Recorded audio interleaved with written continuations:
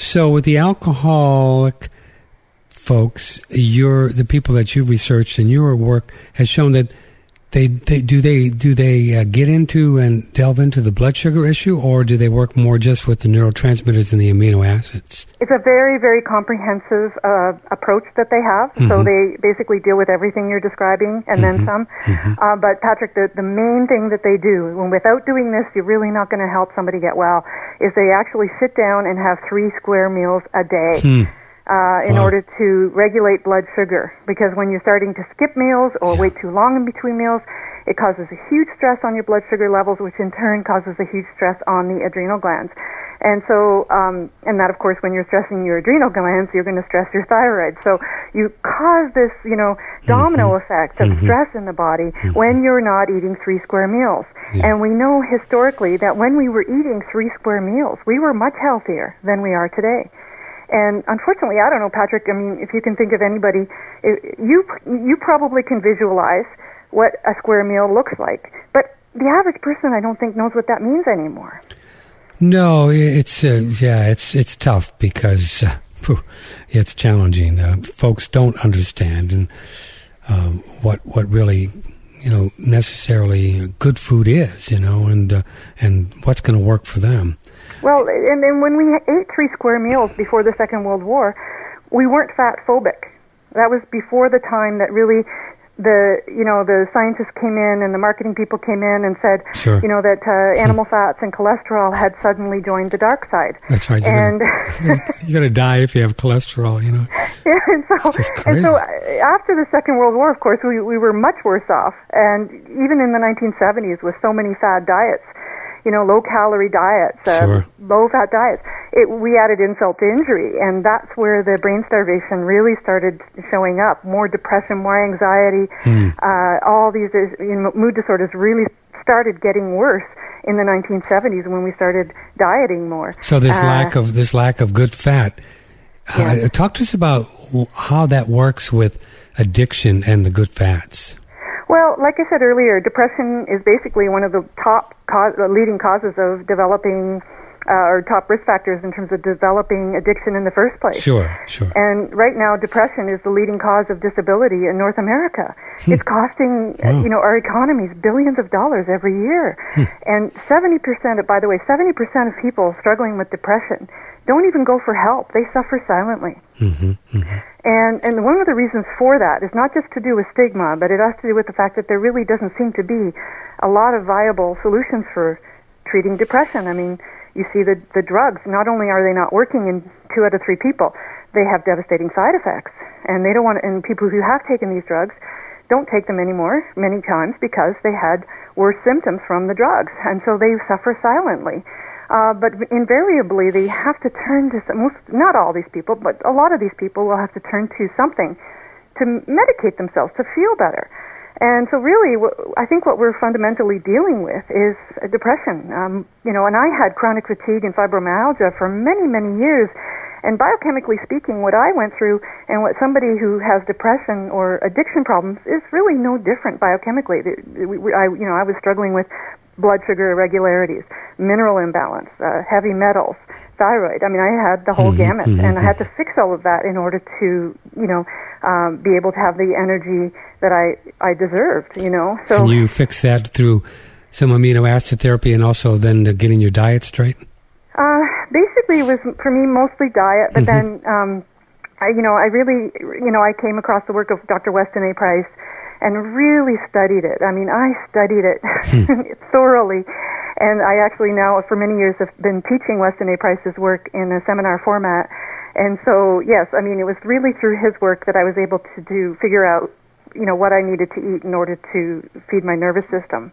So the Weston A. Price work, which is becoming more and more aware, and we certainly talked about it with the good fats and some quality animal foods and butter and such, that has an effect then, Pam Killeen, on the nervous system, which is then connected to the depression?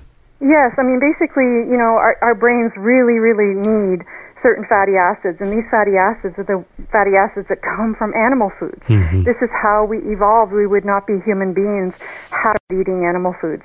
If we had stuck to eating plant foods, of course, we would still be monkeys, apes, or gorillas, or cousins thereof. I mean, we would not have developed into human beings and thinking, rational human beings. So yes, in order for our brains to have developed where they are today, we started consuming animal foods. And in Dr. Weston A. Price's work, of course, when he looked at different cultures around the world, determining what constituted a really healthy diet, the healthiest people that he saw were the ones who were eating lots of fish and shellfish, which is high in, of course, DHA. And DHA is a very crucial fatty acid that a lot of your audience is probably taking fish oil, for example, and DHA is in that product. And so, unless of course you're eating a lot of wild foods or pastured animal foods, you're going to get some DHA there as well. But DHA is critical for the construction, for example, of your cell membrane. And without healthy cell membranes, you can't be healthy. It's impossible. So, getting those fatty acids, it makes the cell membrane structurally sound. If you're not eating, the right animal foods with the correct balance of fatty acids, then that cell membrane gets weakened, and that's when you run into problems. So we do get the fatty acids that we need with the grass-fed or pastured. Let's use the term grass-fed chickens and beef and buffalo and such and lamb. Yes. So as we would have migrated inland from, as many scientists have determined, we evolved off the eastern coast of Africa and moved inland. And so we would have been initially eating a lot of fish and shellfish and then moved inland and started eating a lot of wild game. And we survived because the wild game was high in these crucial fatty acids. And it's really because they were wild. Unfortunately, when you take these, what should be wild animals, and put them in factory farms, then the fatty acid profile changes, and not for the good. Okay, so we don't necessarily get the fatty acids we need in order to be healthy because we're eating a lot of these factory farm foods. Yes, if you feed the cows corn, and especially GMO corn, it's a whole different game, isn't it? Yeah, then just a whole different thing. Yeah, you change the fatty acid profile for the worse, and that is that you end up getting too many omega-6 fatty acids over the omega-3s. And what you really want is a nice, probably like a 1-to-1 balance of the two. I guess, Pam Killeen, we have no way of knowing right now what this omega, do we know what the omega-6, 9, 3 imbalance over the last 30, 40 years have done to the addiction issue? Do we know that? Well, again, what it's done is and some scientists fortunately have identified the correlation between our consumption of eating too many of these omega-6 fats and oils and how that has basically starved our nervous system and led to increased rates of depression. And, of course, with more depression, you're going to see more addiction. So, I mean, the scientific community is fortunately catching on. So you see the circle, you see the pathway. Mm-hmm. You can see the pathway. Now, the omega-6, tell folks what those are and why we get so many of those and too many. Right. Well, let's go back in history. Yeah.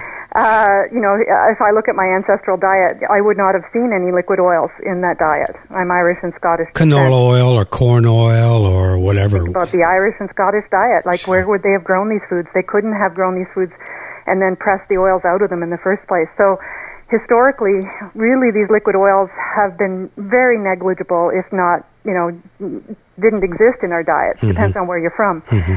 But at any rate, the rise of this industry happened more so in the late 1800s, early 1900s, especially after hydrogenation was invented in 1909. And so right there we start to see the rise of margarine, okay? And then for that industry to have taken off, they needed to customize their own science. And so what they did... That's a nice word, Pam Killeen, is customize. I like that. You're very, very politically correct here this morning. They did, like a lot of, the pharmaceutical industry does it very well. Yeah. They customize their own science, right? It's called marketing-based science. It's not evidence-based. And so what's known as the edible oil industry, and those predominantly, by the way, would include canola, cotton, corn, and soy, right? Mm-hmm. Which also, by the way, Patrick, as you know, are the foods that are most predominantly going to be found genetically engineered. Yeah, okay, right. That's an aside. Right. At any rate, you see the rise of these oils, these liquid oils, and hydrogenated fats, and those oils and fats ended up displacing more nutrient-dense fats, and that would have been things like butter and lard. So 100 years ago, we would have been eating about 18 pounds of butter a year. Okay, and hardly any, plant-based oils or fats. Okay, and over the last, and this has dramatically changed over the last 100 years, so that today we're lucky to be eating 5 pounds of butter a year. And so we've really depleted our nervous systems because of the displacement of these foods. And in the middle aisles of a grocery store, of course, to be able to have self-stability, they need to use these hydrogenated fats. Mm-hmm. And so about 70% of the foods in the middle aisles of the grocery store, you're going to see something like canola oil or, cottonseed oil or something in there. Soybean oil. Yes, it's everywhere. And really, I mean, they're cheap, they're very profitable, and they're self-stable, but they're not in there for our health whatsoever. Yeah. It's and I can remember as a kid the Wesson oil commercials. I mean, it was huge.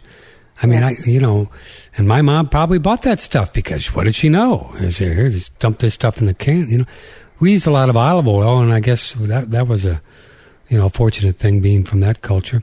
Pam Killeen is with us, and maybe after the break, Pam could tell me why your host, who a former vegetarian, was crazy when he was a vegetarian, and now he eats meat, grass-fed meats, and he's still crazy. So maybe she can help with that. We'll be right back.